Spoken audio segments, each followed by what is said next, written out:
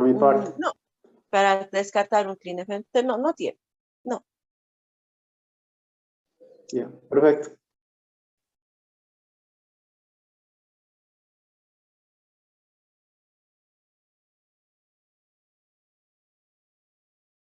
Doctora, buenos días.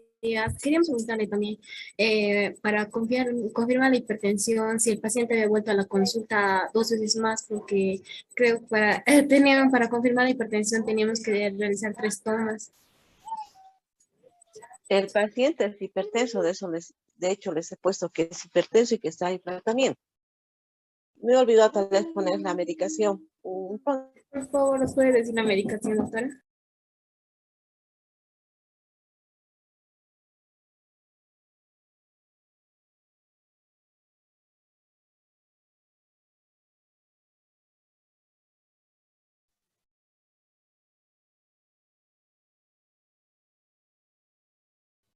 ¿Alguna otra duda?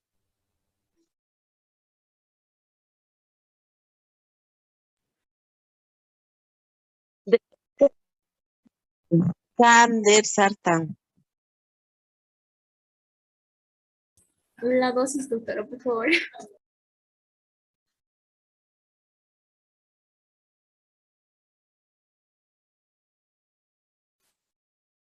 Ya está. No sé. No se lo escucha, doctora.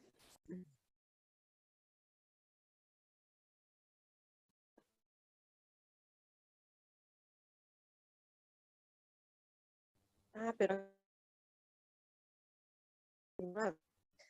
yo, el blog viene acá en Bolivia como blog.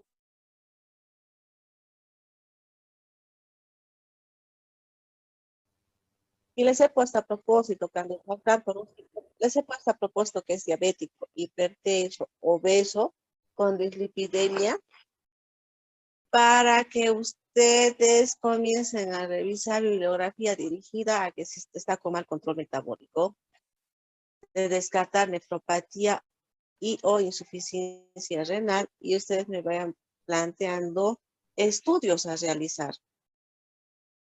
Ese ha sido el motivo por el que les puse el diagnóstico en realidad.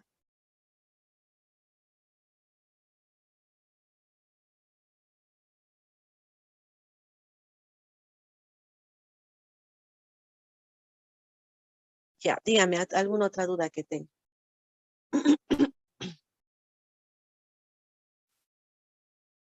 Doctora, también queríamos saber si el paciente tomaba alguna medicación para la diabetes.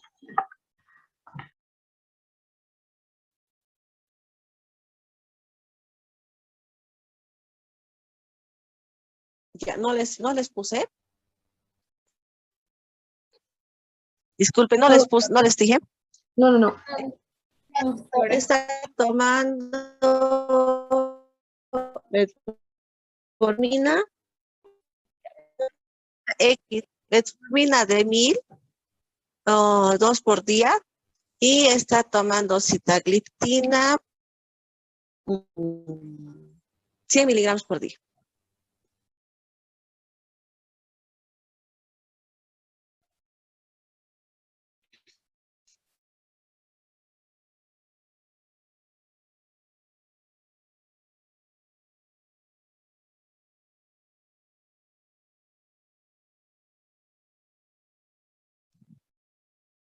¿Alguna otra duda más que tenga?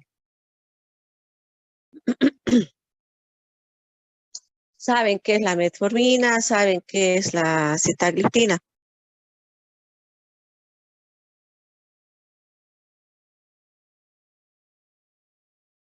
Doctora, ¿el paciente toma hipolipemiantes?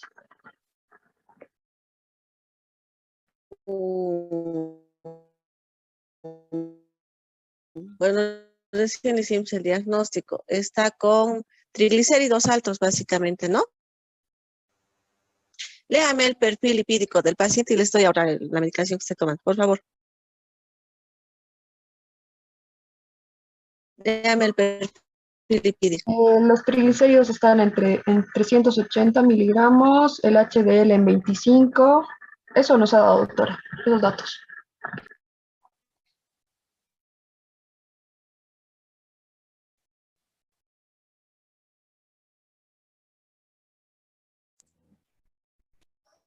Doctora, faltaría ¿Me puede la leer su LDL. hipotético? Ustedes tienen los datos. Doctora, no se le escucha bien. No se escucha, doctora.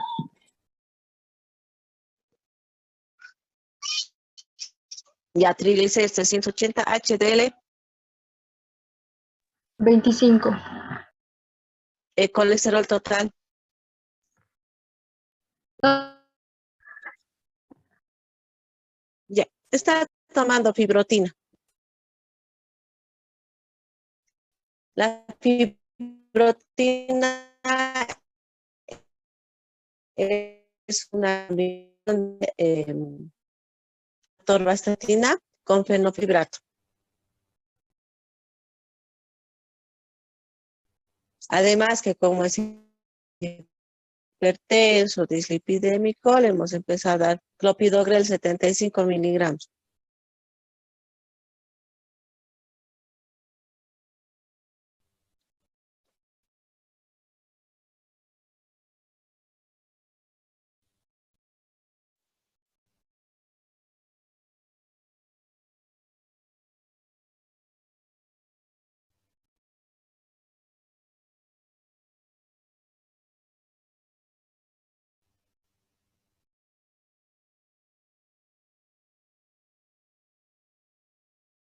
doctora, una consulta. ¿Es posible que el paciente tenga insuficiencia cardíaca, ya que nos dio los antecedentes de que tiene un corazón agrandado y aparte por los antecedentes de los edemas en miembros inferiores?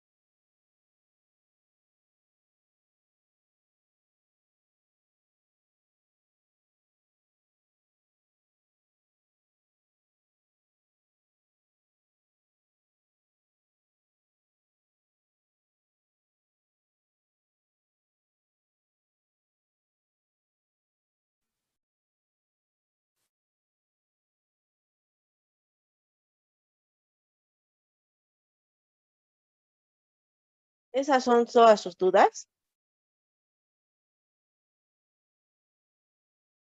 Doctora, le estaba consultando si es posible que el paciente tenga insuficiencia cardíaca, ya que nos dijo que el corazón estaba agrandado y aparte tiene antecedentes de edemas en miembros inferiores. Pero también puede ser un renal crónico. Y tiene, si no me equivoco, les he dado el dato de que estaba comenzando con nefropatía diabética. No, nos dijo más bien que no nos adentremos a eso porque es complicar al paciente. Tampoco se adentren, tampoco entonces entren, entren disculpa que soy con mi bebé. Tampoco entren entonces en falla cardíaca, pues se van a meter con falla cardíaca. Prefiero que entren en un problema renal crónico, que es mucho más simple estudiar y manejar para nosotros y para cualquiera que mande una falla cardíaca, más aún si es una falla cardíaca aguda.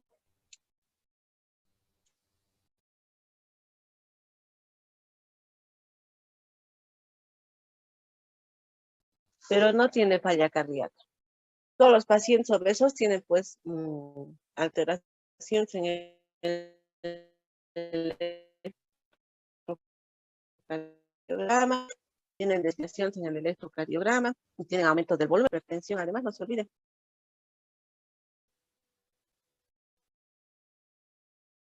Eso es normal en los pacientes hipertensos y obesos. Bueno, no normal, sino son alteraciones propias del cuadro clínico.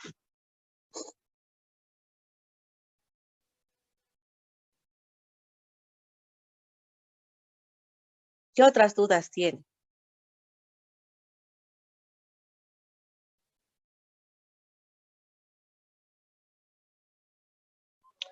Hemos modificado, si me han escuchado bien, en la anterior clase dijimos inicialmente que tenía expensas de tejido celular cutáneo, pero alguno de sus compañeros pidió que ingrese prolactina. Entonces ahí cambiamos y le pusimos que tiene aumento del volumen mamario y también tejido celular subcutáneo, pero hay aumento del volumen mamario y hemos dado valor de prolactina para pensar en un macroadenoma, por lo tanto coincide con la clínica y es mama.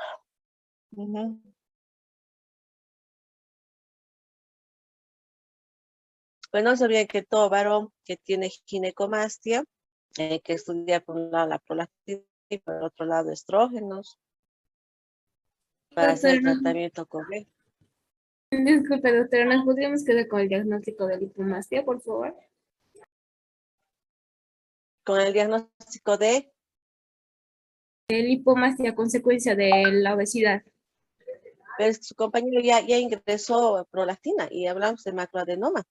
Hemos hablado de macroadenoma ayer, buenos días hemos hablado de macroprolactinoma. Y se les ha pasado valor de prolactina. De todos modos, vuelvo a aclarar que sí o sí en todo paciente con ginecomastia sí o sí se dosa estrógenos, estradiol. Está bien, doctora.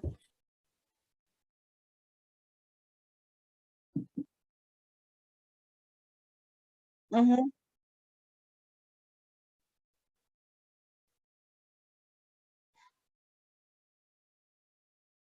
Su paciente tiene hiperprolactina, tiene un macroadenoma y es obeso. ¿Por qué no? Porque les vuelvo a reiterar, no busquen, no se compliquen, no traten de buscar patologías complejas. Ese paciente no es complejo, para nada. Yo no le sé qué complicar. Obviamente, si es un paciente obeso con un prolactinoma ahí arriba, está hipogonádico, está con hipogonadismo hipogonadotrófico, tiene la ginecomastia propia, por la obesidad tiene la insulinoresistencia que genera también deficiencia de hormonas gonadales, que altera todo el eje gonadal, es acción propia de la prolactina y más aún frente a un macroprolactinoma, pero en este caso, independientemente, aunque no hubiera el macroprolactinoma, tiene insulina, ha tenido y ha pasado por esa insulinoresistencia por la obesidad y tiene, lo cual obviamente le lleva a alterar todos los pulsos de LH. Esto es propio de la LH. O sea, obesidad con insulinas altas provoca alteración en los pulsos de LH y por lo tanto tienen también trastornos en el eje gonadal. No se compliquen, no busquen cuadros tan complejos. Yo ya les he aclarado que no traten de buscar.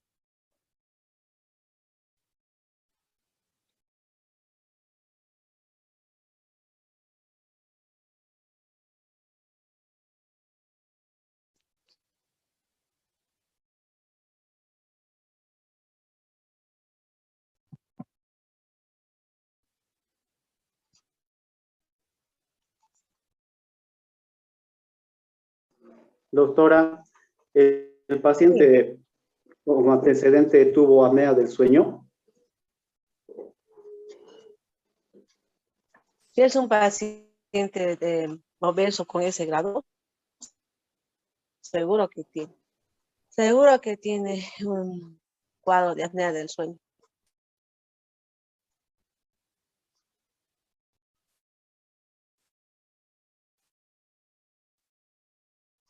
Ya me preguntaron hace rato del Calman con la anosmia. Ya aclaramos que no tiene anosmia. Hace rato confundidos dije, Klinefelter es Calman. No tiene anosmia el paciente para hacer el diagnóstico.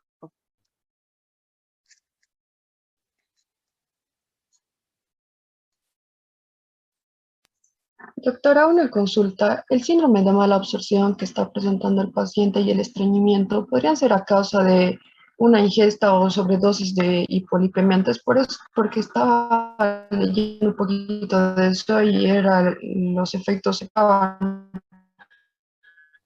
o En el causa. obeso se altera toda la microbiota intestinal. Por lo tanto, se convierte en un intestino permeable. Además que nosotros sabemos que la alteración de la microbiota intestinal es causa de obesidad. Y la obesidad nos causa alteración de la microbiota, entonces entramos en un círculo vicioso.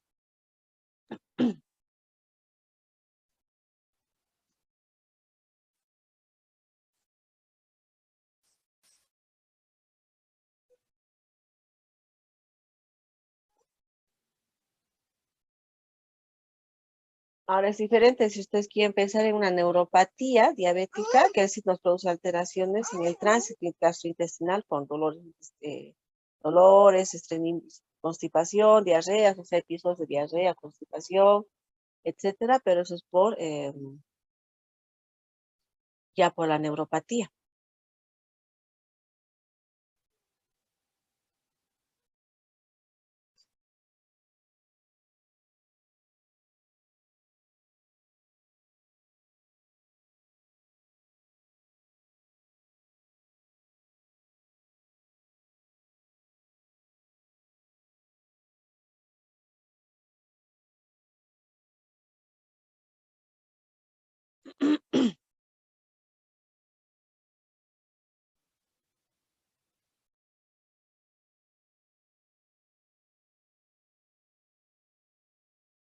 ¿Qué dudas más tienen?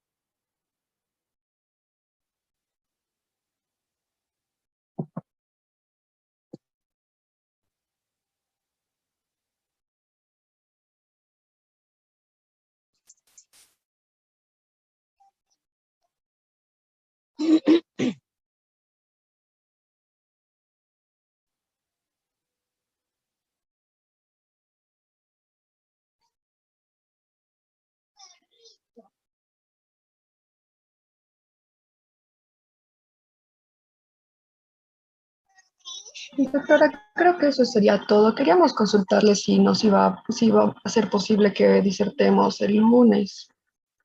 Sí, no hay ningún conflicto. Les vuelvo a repetir, lo importante es que ustedes trabajen en el caso clínico y aprendan.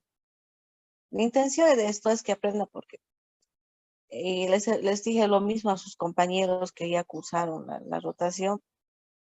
Ustedes tienen que aprender a tener criterio diagnóstico con tan poquitos datos que se les da. De hecho, ustedes me han preguntado todos los datos posibles para poder hacer. En la práctica diaria, lo que nosotros hacemos es con 4 o 5 que nos da el paciente, tenemos que tener un criterio diagnóstico y 4 o 5 síntomas que nos refiere el paciente, biológica, desde que entra el paciente, cómo camina, cómo se sienta, todo. Hay que aprender a ver y a mirar diagnósticos. Con 4 o 5 criterios, dice, pero tengo sueño, estoy viendo porque tengo sueño y no, encima he tenido días, tuve, no sé, cualquier cosa, no sé, me duele la cabeza todos los días, no, alguna vez me duele. Y pues entonces vamos viendo cómo se comporta el paciente y a partir de eso construimos diagnósticos. Y comenzamos a orientar diagnósticos y tratamientos. Entonces, la finalidad es esa. La práctica diaria que hacían en el hospital, honestamente, a mí nunca me ha servido con con los alumnos anteriormente porque van y ¿qué hacen ustedes? Van y se sientan o están paraditos para colmo toda la hora, todas las 2 horas y viendo lo que hace su docente. Y eso no es una práctica porque con suerte podrán tocar un cuello, con suerte, o palpar un abdomen o algo. Yo nunca he hecho ese tipo de prácticas con los chicos. Lástima que nos ha tocado cuarentena. Yo siempre he ido a los colegios, a las facultades, kinder, para que ustedes aprendan a hacer historias clínicas y obviamente con permiso, autorización de los padres y de la dirección de cada kinder y colegio que hemos ido o facultades y obviamente permiso de los directores de carrera, de cáncer, etcétera, para que ustedes comiencen a elevar historias clínicas desde antes de revisen, midan. Era pesado porque a veces teníamos que tocar, si ves alumnos cada uno tenía que ser 10 pues palpar 100 cuellos, iban a sacar 100 hospitales, aprendían a hacer índices de masa corporal en el momento. Era estresante porque había mucho que no iba ¿no? Pero eso es un hacer. Y lo otro es hacer casos clínicos, 100 casos clínicos, para que ustedes me escuchen. Lo que yo he hecho no es justo tampoco, es que aprender a verlos. Ese es el objetivo de esto. Ahora, si ustedes se complican mucho, pueden hacer un caso clínico por semana, me hagan un caso clínico 2 semanas, pero que de ese caso clínico ustedes aprendan a discernir, a buscar causas, a plantearme tratamientos, a plantearme pronósticos, que sea cumplir el objetivo de que usted no la capacidad de y, evaluar. Ese es el objetivo. Lo otro que les dije a principio de semana, yo tengo abajo, si ustedes quieren ver lo clásico, las historias clásicas, yo tengo cientos de historias clínicas abajo, con laboratorios, tomografías, resonancias, que de verdad las voy a tirar porque son de más de 10 años que se he ido recolectando ahí.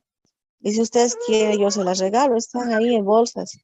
Eso es para que ustedes revisen, ahí pueden revisar.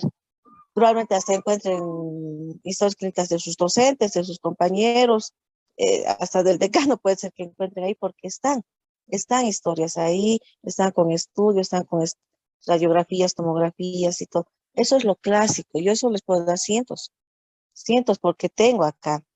Pero el objetivo no es eso. Ahora, el paciente que yo les he pasado es un paciente hipotético e inventado, no existe ese paciente. Pero se trata de juntar o poner varias patologías para que ustedes resuelvan todo ese cúmulo de patologías. Perdón. Ahora tiene su paciente hiperprolactinemia. Tienen que ver que no tenga hipotiroidismo secundario también. Tienen que descartar el hipotiroidismo secundario porque es frecuente o es propio de lo que es la hiperprolactinemia. Todas esas cosas tienen que ir derivando de un diagnóstico, tienen que ir sacando varios. Y a partir de eso tienen que ir estudiando tratamientos. Les he mencionado la sitagliptina. No me han preguntado a qué grupo de medicación pertenece ni cómo actúa. Bueno, la metformina son las biguanidas. Ustedes saben que son las biguanidas. No me preguntaron si está con mal control metabólico. No me han preguntado alternativas terapéuticas. Entonces yo tengo entendido que ustedes me van a plantear alternativas terapéuticas y también tengo entendido que me van a plantear otros estudios que van a hacer con su paciente para descartar un LADA, para descartar que el paciente va a ingresar a ser un diabético tipo 2 insulino requiriente.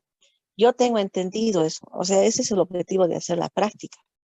Que ustedes vayan creando conocimiento.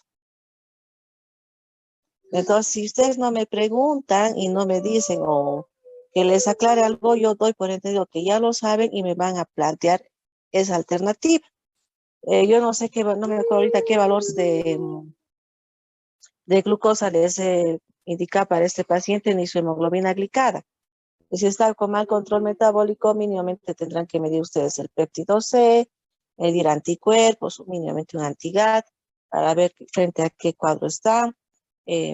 Para decirle al paciente, es paciente insulino requiriente o insulino dependiente, pasó a ser un LADA, no pasó, sino siempre fue un LADA, y recién se le está diagnosticando. Todas esas cosas tienen que irme planteando poco a medida que van resolviendo su caso clínico. Ese es el objetivo de resolver un caso clínico. Porque les vuelvo a repetir, yo les puedo dar y decir, este es un paciente X, estos son sus estudios, mandarles y hasta en la red van a encontrar aquel. Pero, ¿dónde está el razonamiento lógico que ustedes tienen que tener? ¿Entienden? Ese es el objetivo de que hagan esta práctica. Ahora, si ustedes no pueden hacer un caso clínico hasta el lunes, yo no tengo conflicto de que me digan, vamos a seguir con este caso clínico a las 2 semanas y queremos aumentar otras patologías a nuestro paciente. Si vamos a ir haciendo más complejo al mismo paciente, porque se lo puede complicar al mismo paciente con muchas otras patologías y seguimos con el mismo paciente, pero aprendiendo ustedes y yo, porque también a mí me obliga a repasar esto. para estar ubicada con ustedes. Yo no puedo estar, no estar al tanto del paciente y pretender que ustedes sí me den antecedentes o me den diagnósticos. No es así.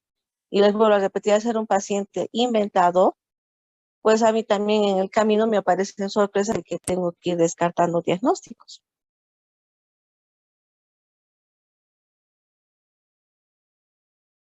¿Han entendido? Ahora, ¿qué dudas tienen?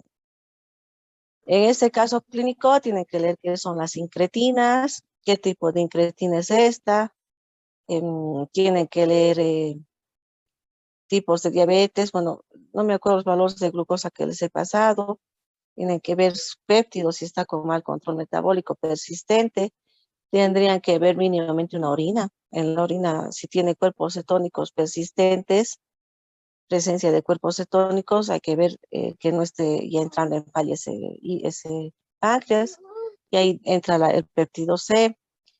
Si pese a aumentar hipoglucemias orales a dosis máximas, persiste el mal control metabólico, y como no conocemos antecedentes en el paciente, pues habrá nomás que medir anticuerpos por las dudas. Un anticat les puede ir bien. Si les da positivo, están frente a un LADA. O si les da negativo, seguimos nomás con un diabético tipo 2, pero que pasa a ser insulino requiriente. Y habrá que cambiar su medicación a insulina más una metformina o una incretina. Y las dosis máximas él no está tomando porque no hemos puesto sulfonilureas. A este paciente no se le ha puesto sulfonilureas hasta ahora, está solamente con biguanidas y con incretinas. Ahí muere su tratamiento por ahora. No se le da sulfonilureas y ustedes tienen que plantearse por qué no le han dado una sulfonilurea, por qué no le han dado una glibenclamida o una glimeperida a este paciente. Ahí es donde empieza el razonamiento de ustedes. Y ustedes van a ver ahí que la sulfonilurea es cuál es su mecanismo de acción, dónde actúa, qué es lo que hace, si provoca aumento de peso en el paciente o no, si va a producir agotamiento del páncreas, eh, si voy a dosar la sulfonilurea de acuerdo a la función cardíaca, a su función renal. Si ese paciente tiene antecedentes de un infarto reciente, elegiré la mejor sulfonilurea, no elegiré ni glibenclamida ni glimeperida, elegiré glicacida, porque es el que tiene menos efecto sobre los canales de calcio.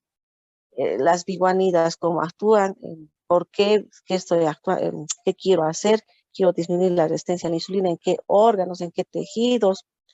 Con las incretinas, ¿por qué le he dado incretina? Me tengo que preguntar por qué le han dado y no esta otra.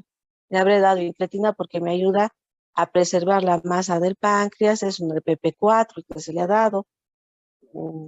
Por otro lado, actúa también a nivel del a nivel central, actuando, disminuyendo el apetito, disminuye la glucosa, preserva en las células beta, disminuye la producción de glucagón. Todas esas acciones, retrasa el vaciado gástrico, etcétera. Todas esas cosas tienen que irse planteando por qué yo les doy una cosa y no otra. Ese es el objetivo, les voy a repetir, de hacer una práctica. Pues ustedes cuando vayan a hacer la especialidad, porque ya están a punto de salir, les van a dar casos clínicos, no les van a explicar mayores cosas. Si este es su paciente y ustedes resuélvanlo, y no van a tener un caso clínico, van a tener 5, 6, 8, 10 pacientes para atender en el día. Y como les voy a ser honestos, que yo también salí de la facultad tan mal preparada al principio, que me quedaba hasta las 3 de la mañana evolucionando 5 pacientes locos, cuando mis compañeros que se habían formado en el exterior, pues lo hacían en 2 o en 3 horas. Y nosotros que íbamos de Bolivia nos quedábamos de verdad hasta las 2, 3 de la mañana resolviendo casos clínicos cuando hacíamos medicina interna, porque no sabían. Pero ustedes con este desafío dice planteando, no solamente en endocrino, en cualquier materia, les da un paciente X de cardiología, pregúntense por qué le han dado esta medicación y no esta otra. ¿Dónde actúa esta medicación? ¿Por qué? ¿Para qué? ¿Cómo? ¿Dónde? ¿Cuándo? Siempre tienen que plantearse eso. Y sabiendo aquello, no les va a ser difícil hacer la residencia, les va a ser fácil, súper fácil hacer una formación de posgrado. Ahora, ¿qué dudas tienen respecto? Ya no me sigan preguntando más síntomas porque se siguen complicando. Respecto a la medicación, ¿qué dudas tienen? ¿Qué quisieran darle a su paciente? ¿Por qué? ¿O para qué?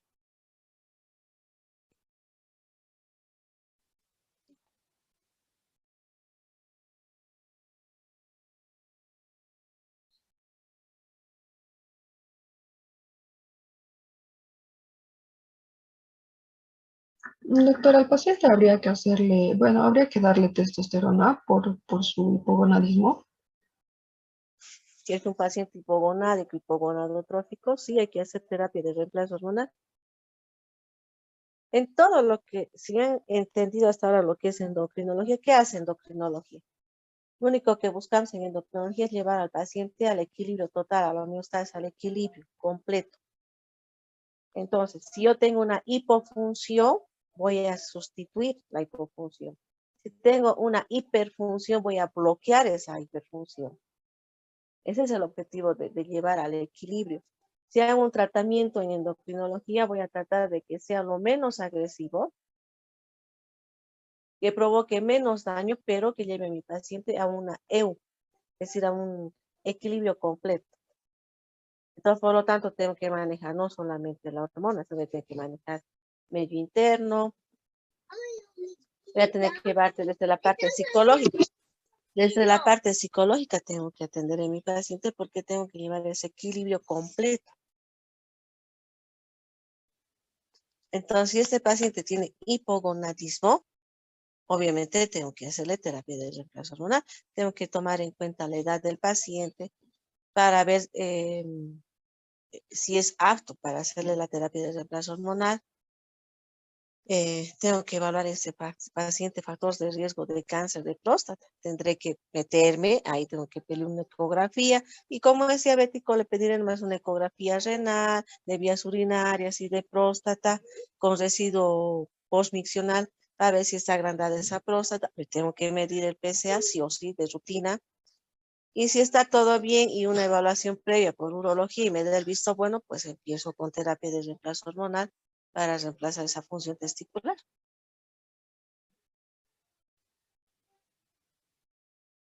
Ahora, si estoy frente a un macroadenoma, no sería tampoco tan descabellado pensar que me puede estar haciendo también paralelamente una insuficiencia suprarrenal central, porque puede ser que ese macroadenoma ha comprimido el resto de las glándulas, perdón, de toda la hipófisis.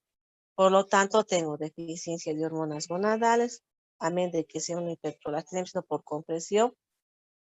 Tengo que evaluar tiroides, lo voy a repetir, y también suprarrenal. Hay que evaluar en este paciente suprarrenal. Ninguno me ha preguntado por qué o para qué. Porque es un macroadenoma, dije todos los macroadenomas